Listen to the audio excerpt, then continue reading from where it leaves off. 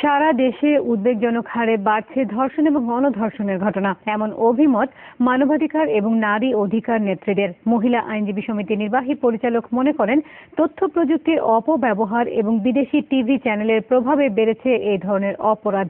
সামাজিক সচেতনতা এবং দ্রুত বিচার নিশ্চিত করা গেলে ধর্ষণের মতো অপরাধ কমিয়ে আনা সম্ভব বলে মনে করে আইন ও সালিশ কেন্দ্র এবং মহিলা পরিষদ। বিভিন্ন সংগঠন ও গণমাধ্যমের খবরে এটা স্পষ্ট, রাজধানী সহ সারা দেশে বেড়েছে নারী ধর্ষণ ও গণধর্ষণের ঘটনা। বাংলাদেশ মহিলা পরিষদের তথ্য অনুযায়ী জুলাই মাসে ধর্ষণের ঘটনা ঘটেছে 84টি। এর মধ্যে গণধর্ষণের শিকার হয়েছেন 15 জন নারী। চলতি মাসেও গণধর্ষণের ঘটনা ঘটেছে বেশ কয়েকটি।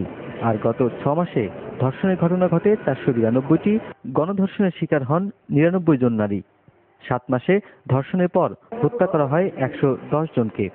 শুধু ধর্ষণ না, নারীর প্রতি সহিংস আচরণ, নারীর নিরাপত্তাহীনতা একটা চরম আকারে যাচ্ছে। ঘটনাগুলা কিন্তু অপরাধীরা কিন্তু বিভিন্ন ভাবে এটা শেখে। বিশেষ করে আমাদের ইলেকট্রনিক মিডিয়া, স্পেসিফিক ভারতের বিভিন্ন চ্যানেলে এই প্ল্যানটা কিন্তু অপরাধীরা খুব সুন্দরভাবে এটা নিয়ে নেয় প্লটটা। আমরা যতটুকু খবর পাই তার থেকে অনেক বেশি ঘটনাই ঘটছে। বিগত সময়গুলির যে পরিসংখ্যান আমরা পাই সেটার সঙ্গে যদি তুলনা করি, এই ধরনের অপরাধের ঘটনা অনেক বেড়ে গেছে।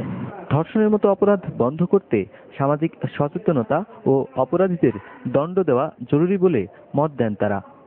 আমাকেই প্রমাণ করতে হবে যে আমি নির্দোষ না।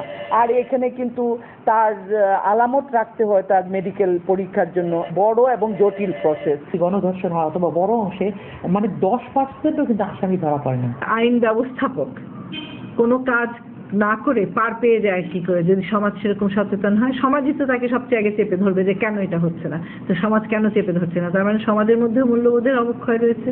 ধর্ষণের ঘটনা লুকিয়ে না রেখে বিচারের জন্য নারীদের আদালতে যাওয়ার পরামর্শ নারী নেত্রীদের।